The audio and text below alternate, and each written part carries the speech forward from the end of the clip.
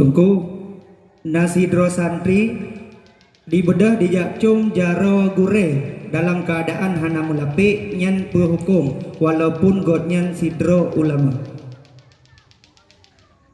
Biro santri agam punya Santriwati Santrawati iaitu ulama inang agam. ulama agam. Ada nama inang agam yang kan mahram ada pih gure hanjir muah selain berlapi. Walaupun ngan jilbab, walaupun ngan sarung tangan. Ada pita muah abu kuta tak pakai lapi. Cuman sebahagian ulama kan hana gutam pakan, kan hana gudup deca. Ladum hana mupum urang muahnya. Gutam langkah waramenggi gop. Karena hanjir cegah mungkar sampai memalukan orang. Maka tiga-tiga keputun. Kenapa?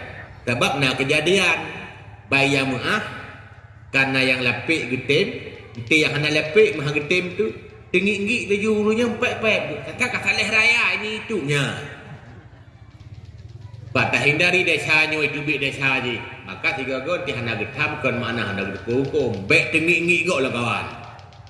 Ya maka tanya orang tahu diri yang tamuahnya tahu agam. Memang gure tu ada gure pih tu namakan mahram tetap payah terlepih memang ingin tamuah. Hana sia numi yang golom had syahwat. Ya hana masalah. Berarti kata terjawab. Mudah-mudahan menan yang kana. Wallahu a'lam.